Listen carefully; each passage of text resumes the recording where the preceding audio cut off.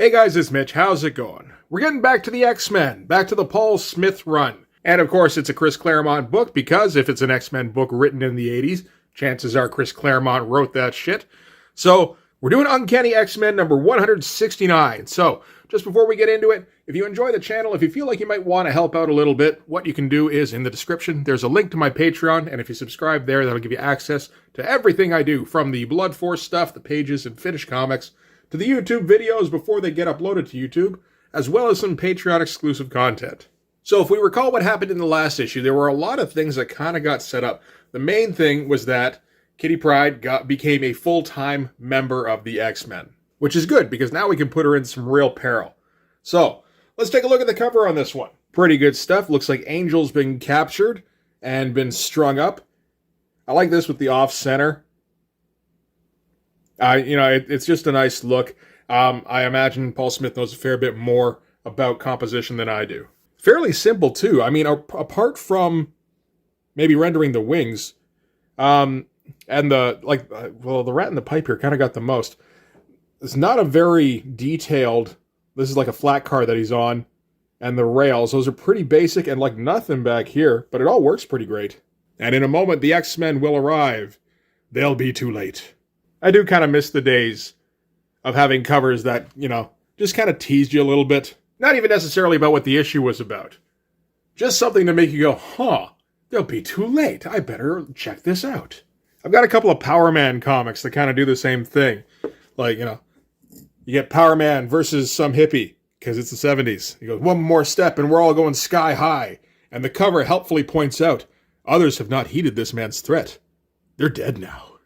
Gotta love 70s marketing. I mean, on the one hand, it seems very kind of, like proto-marketing. On the other hand, I did buy that comic partially because of that caption. Although, in my case, it was because I thought it was hilarious. So, Angel's in danger in what I have to assume is his 80s gear. I've never seen very much of it. I didn't read any of the early X Factors. So, and I always got that gear in those. So, it's kind of an interesting look for him to me. But let's open this thing up. So we're going to start things off at Warren Worthington's Manhattan penthouse. This is not really leading off from anything in the previous issue. Most of those things, I mean, there were small nuggets that Chris Claremont could use in future issues, but it was more just like a little, somebody was thinking something untoward, that kind of thing. So here we've got Angel's girlfriend coming home, and she kind of yells a honey, I'm home thing, and is a little concerned that she doesn't get a response back, so she's going to go investigate further by going up in the elevator that's in the home. That's handy.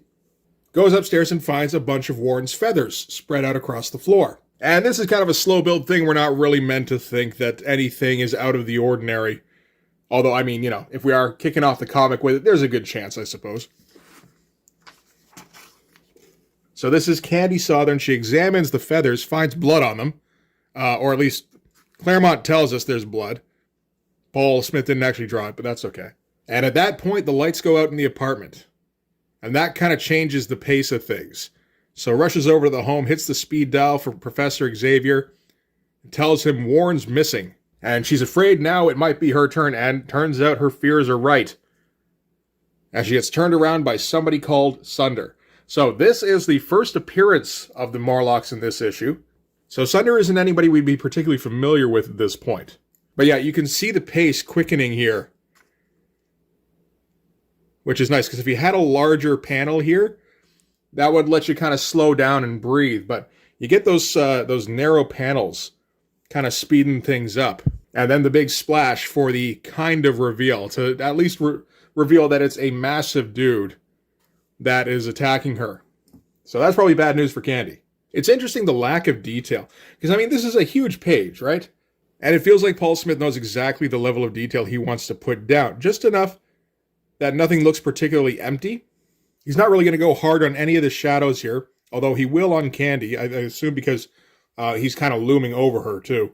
But, I mean, the colorist can add a little bit to just darken things up. It's a pretty cool splash page. So now we're going to cut to Nightcrawler and his girlfriend. We did see them briefly in the last issue. And it looks as though their weekend is continuing as they're just hanging out in a hot tub. That's all right. When all of a sudden Nightcrawler gets an alert from Professor Xavier and immediately teleports without telling his girlfriend what's going on. And I like this. He just kind of teleports around the city in midair. But so, stops for a second, takes a moment for gravity to take hold. In that time, he's kind of scanning to see where he needs to teleport next, immediately goes there, and continues that way to the point where he's hanging off of Angel's building. And while communicating with Professor X, he's able to spot somebody carrying Angel away down into the subways. And at this point, he's actually starting to get pretty cold. He's still soaked from the hot tub, and of course he's naked. And all of a sudden, Candy goes flying out the window that he was right over by the looks of it. Okay, when I was reading through, I think I read it kind of quick. I thought she was dropping, but no, she just goes flying right out the window. So he's able to teleport and catch her, and then has to find somewhere safe to teleport to. So right back to the hot tub, which is a bit of a rude awakening for his girlfriend. But that's what you get for dating an X-Man. And I like this method for drawing Nightcrawler. I think it's one that's used fairly often. But you always draw him in extremely deep shadow. It's a cool look, so he's always slightly obscured. And it means you still don't have to go heavy on the rendering, but still get a lot of black on him.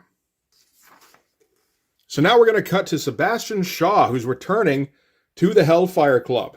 Apparently he's just recovering from his last battle with the X-Men, which almost ended his life. So now he's finally up and walking around again.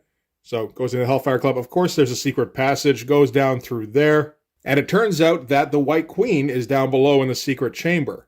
And she was in a state just prior to this, where she was terrified about something. And just before he got here, she fell into like a catatonic state, where that's how she has to bear down to protect herself telepathically. And it's interesting, the Sebastian Shaw drawings always carry a little hint of John Byrne to them. It's hard to get away from that, I guess. And these backgrounds are interesting as well. I mean, this is pretty simplistic stuff. It works okay. This is a little better. He gets a little ornate on the furniture. But nothing too heavy. And this is just Claremont setting up future plot threads again. So now we cut back to Nightcrawler's girlfriend's apartment, where the X-Men have now shown up to figure out what's going on with Angel. And this is pretty much it right now for who's available. Because Cyclops is up in Alaska somewhere, Wolverine's up in Canada, and Shadowcat's got this awful fucking new costume. This is one I have not really seen before, I gotta say. Everybody else's version I've seen. So hopefully this is short-lived, because I think it was just mostly chosen so that she would stand out against everybody else, but it does look awful.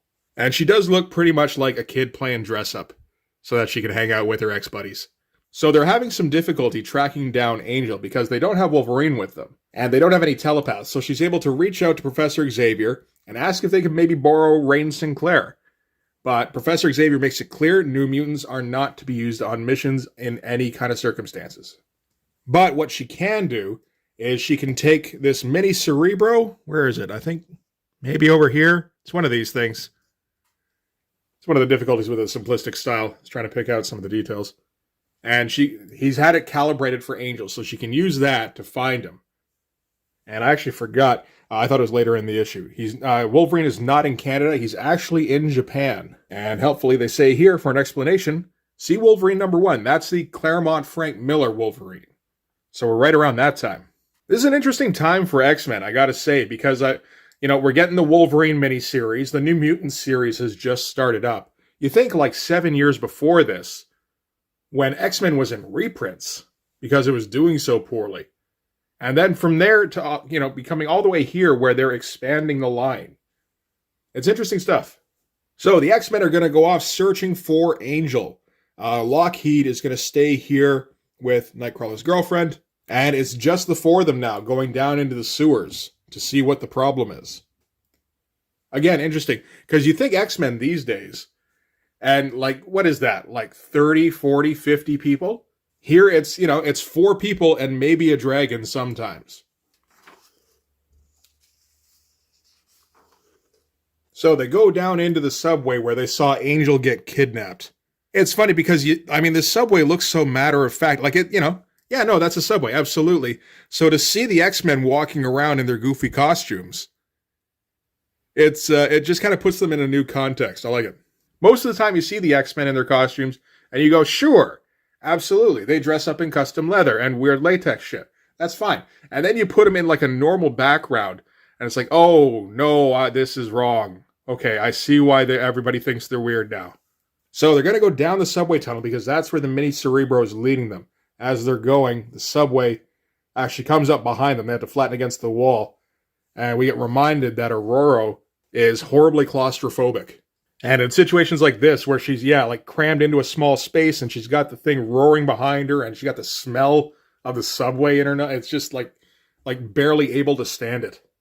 And you get a lot of that through the kind of copyright Claremont, not even dialogue, like thought dialogue, where you get the innermost workings of everybody's head, which is helpful for just planting seeds, stuff that will come up later. So they keep following the mini Cerebro until it takes them right up until a solid wall.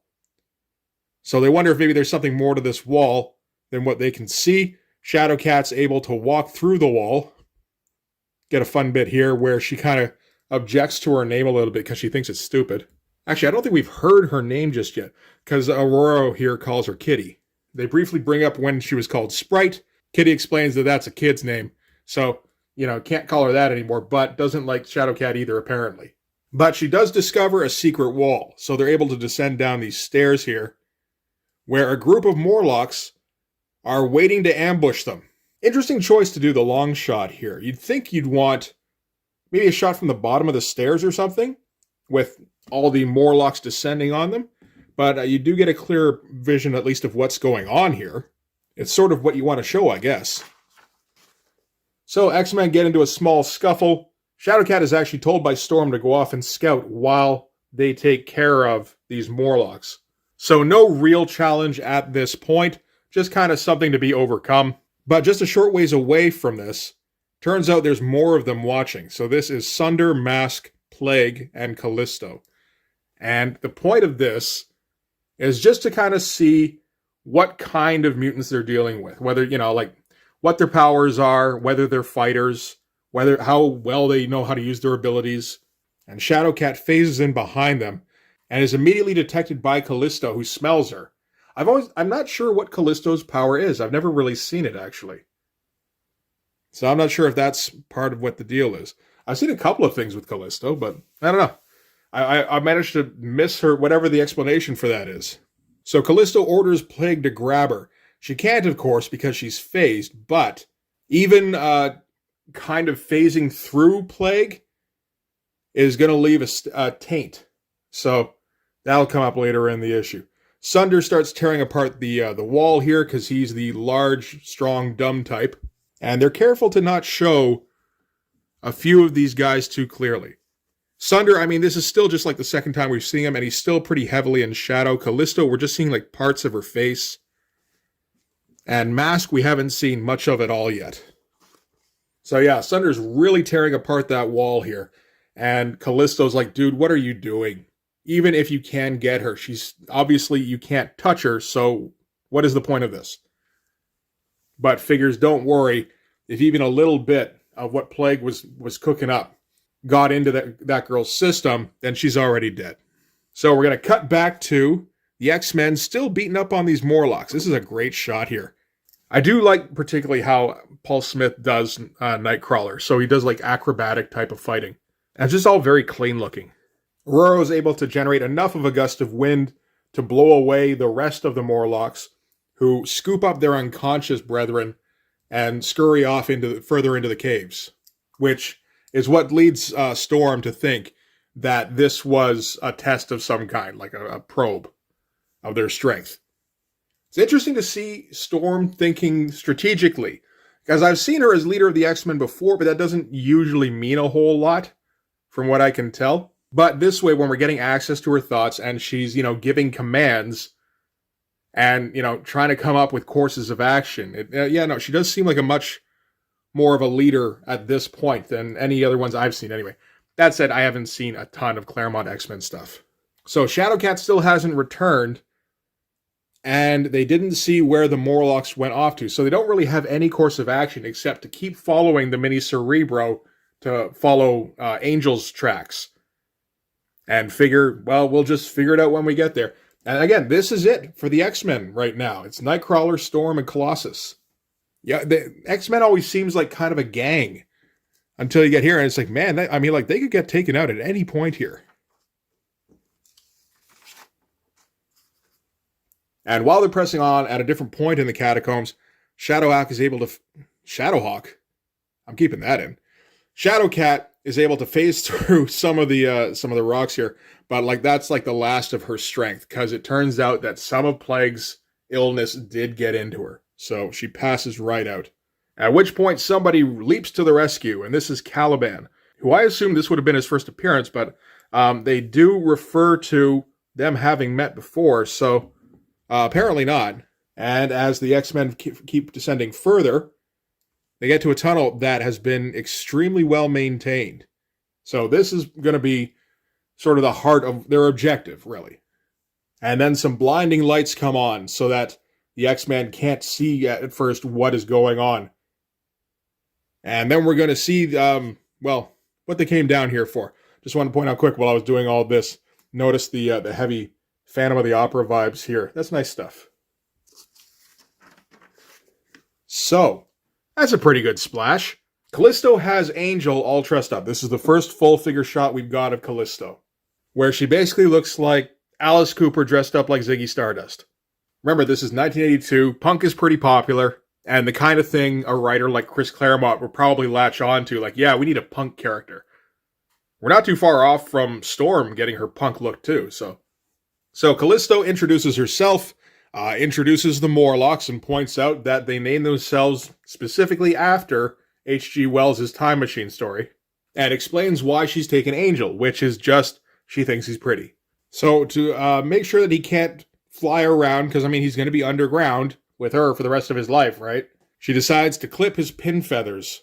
And, without those, he's going to be crippled. So the X-Men leap into action. Nightcrawler teleports directly onto Callisto. It's always nice how he's always, like, the point. Which he should be. He can, everybody else has got to run.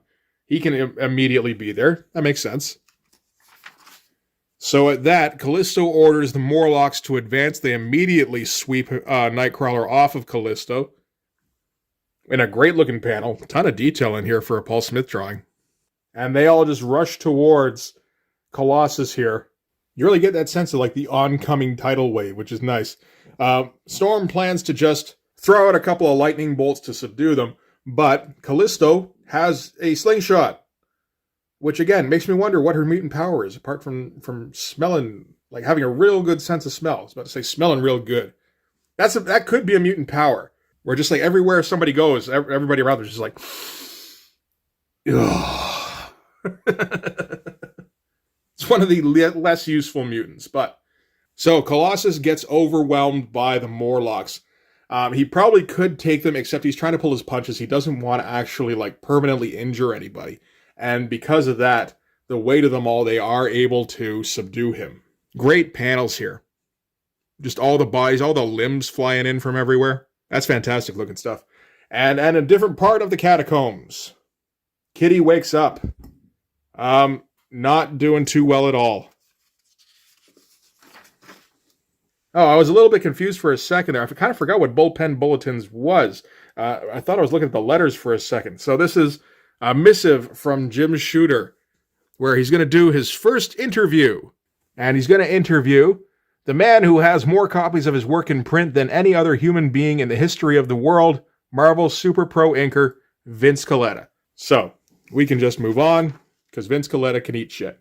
Vince Colletta was assigned to Kirby as an inker fairly often, and usually dumbed down his drawings because he didn't feel like putting all that detail in there. And from what I understand, kind of fucked over a few artists. So, yeah, we don't need to hear about Vince Colletta. So, yeah, Kitty is trying to wake up, can't quite manage it. She's still way too weak. And Caliban has tried to administer some sort of medicine, but apparently it's not working. And it looks like Kitty is near death. And Caliban's going to have to try and save her. And then after he does, she's going to realize that he saved her. And she's going to fall in love with him and stay with him forever. That's his plan. And that is it for Uncanny X-Men number 169. I remember these ads. I don't think I ever saw this game. Or that one, unfortunately. That would have been nice. I'm not sure what system these would have been for. I think the Commodore 64 just came out around this time, so it would have been for whatever system was before that. So yeah, that was interesting. We got the X-Men into a jam. We introduced some characters that will keep kind of resonating down the years with the X-Men.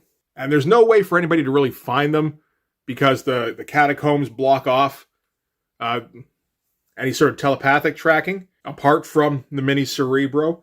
And even if they could, I mean, there isn't really anybody to send. So the X-Men are going to have to figure their way out of this one. And the next one is an issue I particularly like, where the X-Men do have to deal with the Morlocks. So we'll check that one out next time. But that's going to do it for this one. Thanks very much for watching. If you like this video, please hit like, hit subscribe, hit the notifications so you know when the next one's coming out. Go over and subscribe on my Patreon. That'll give you access to everything I do, from the Blood Force stuff, the pages in the finished comics, to the YouTube videos before they get uploaded to YouTube, as well as some Patreon exclusive content. You can also follow me on Instagram and DM me there for commissions. But yeah, that's it for now. Thanks again for watching. I'll see you guys in the next one. Bye-bye.